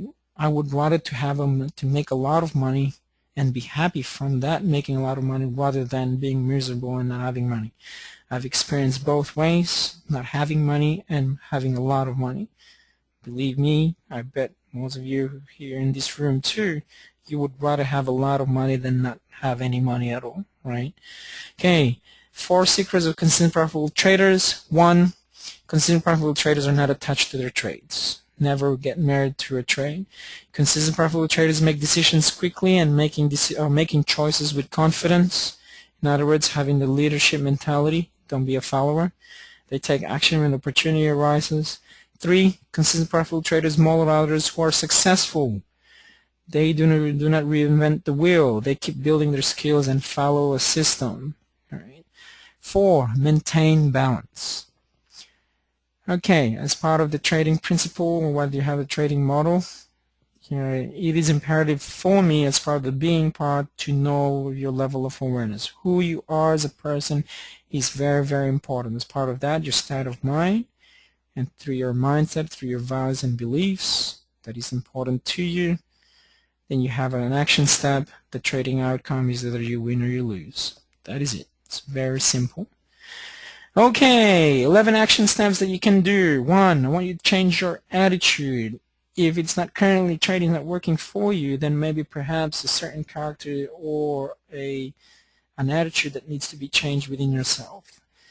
Maybe perhaps number 2, you need to get a coach or a mentor. If the system is not working for you, find a new trading system and find someone that would be able to help you in order for your behavioral pattern as well to be in sync with the system that you're currently learning or you want to learn. Believe in yourself. Believe in your coach or mentor. Believe in the system. Change your beliefs and values. Maybe perhaps you have current limiting beliefs that's limiting your success at the moment. Perhaps your value systems is not the value systems that you currently do have in order for you to be successful in trading. 7, know your strengths and weaknesses. Part of your strengths, master that strength of yours and be masterful at it. And once you do that, it's similar to, like, say, for example, me coming to you and said, hey, Jason, how did you do that? How did you master it? Stop being righteous. 9, be persistent and practice. 10, After the thinking process has been done, in other words, the analysis has been done, do not think. In other words, you just have to react and just do it. 11, take action. The being and the having. What connects the being with the having is the doing part. So in other words, if you thought of something but you don't take action, then nothing will manifest from it. But if you think of something, part of your being, you take action, easy. The end result is whatever the have that you want to have. So in other words, you want to make money, take action. Part of taking action is having a set of personal characteristics of who you are as an individual. Cool. That's what Dr. Waldo Doyle was basically stated in Search of Your True Self. Whatever understanding you have of yourself, that is what have you become, or what is what you become. You can become anything you want because the world exists through the power of beliefs. There is nothing fixed or limiting about a human being. All the power of the universe is inside you. Simply put, you are who you think you are, and this you have the power to change at any moment. Very powerful stuff. Okie dokie. What was the 2 or 3 most powerful things you learned from this workshop or this meeting or this webinar itself? What were the 2 or 3 most powerful things you learned from this workshop?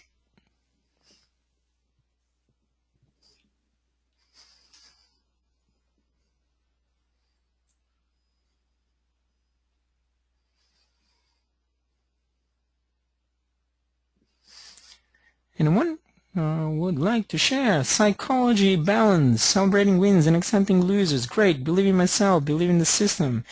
Believe in the trade alert. Good. Anything else? Take action. Never regret for being wrong. Self-beliefs. Excellent.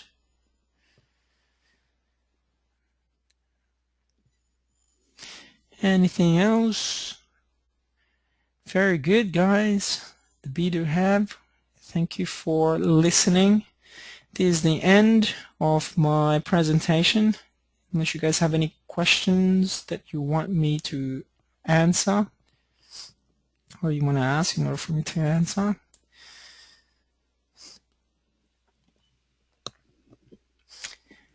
Great. What is your question, please, Arthur? Actually, let's see if I could unmute you if you have. Oops.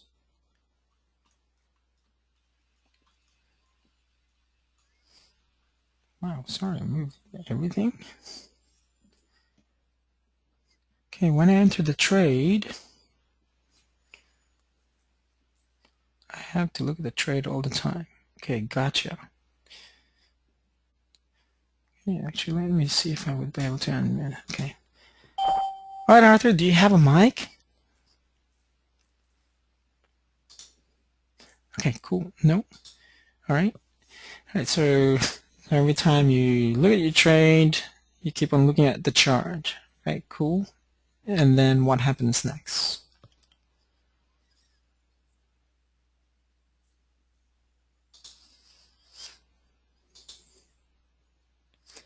All right, open your trade account.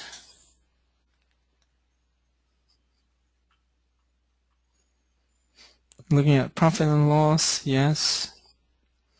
Yep, create a lot of emotions. Don't worry, it's a common thing. And then out of nowhere, you start to micromanage the account. And then you disobey the rules.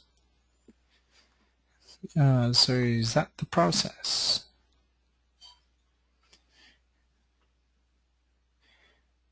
And what type of emotions that you currently create for yourself, Arthur?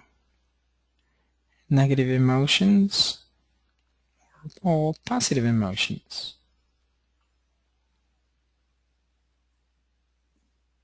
Negative emotions. Give me 2 negative emotions that you experience when that happens.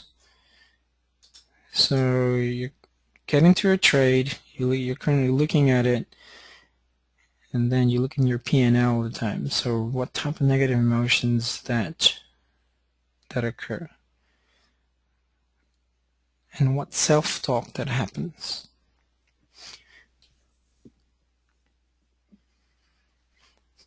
Okay, concerns. All right, as part of the concern, is it mainly what? What are those concerns? If you could just elaborate for me a little bit more, please, Arthur.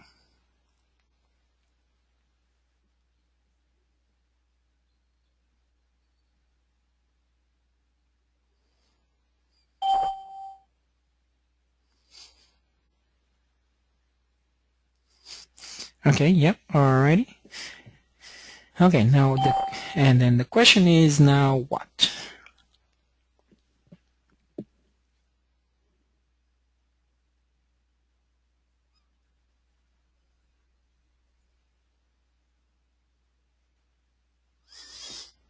Oh, good. All right, then no question. Then cool. Alrighty, not a problem. So basically I answered it, right? Did I answer it? Okay. All right. So okay, good. So Arthur, the other part of that is always when that happens, when before that happens. uh, Actually, when that happens, it automatically means that you didn't take responsibility on why you entered the trade. So if you, before you even enter the trade, you really need to ask, okay, how much am I willing to risk in terms of this trade? If the risk is good and you know the probability is great, go for it. Turn your computer off and basically don't do anything with it. But if the risk is not good and the probability is not good, then don't put in the trade, plain and simple, right? So in other words, always follow a plan. Do you have a good trading plan by any chance?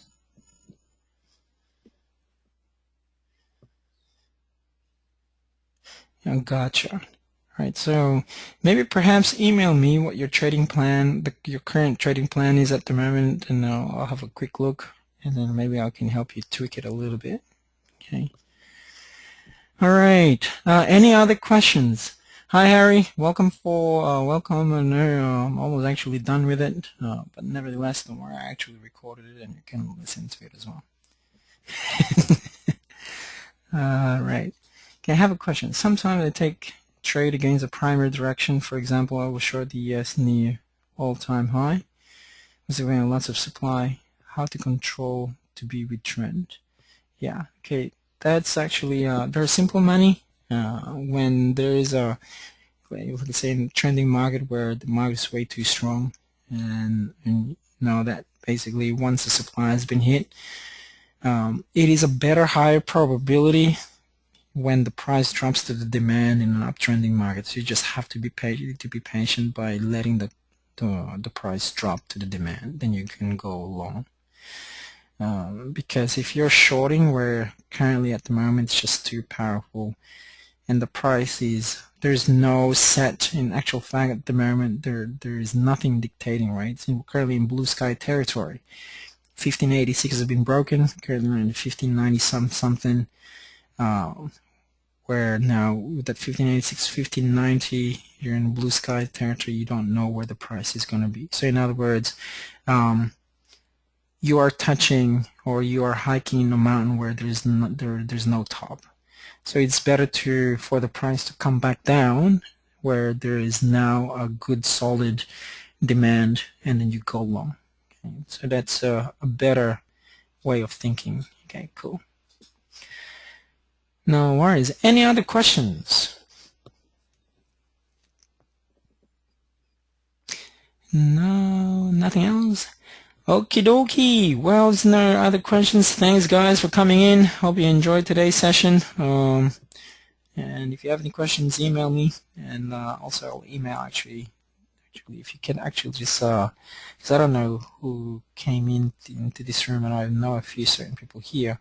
But if you can just email me stating that you want a copy of the video, let me know, and I will actually post it. I'm also going to post it online when the time comes, actually. Alrighty, not a problem. Alright, guys, I'll see you soon. Take care. Till next time. Happy trading. My pleasure. See you guys. Bye.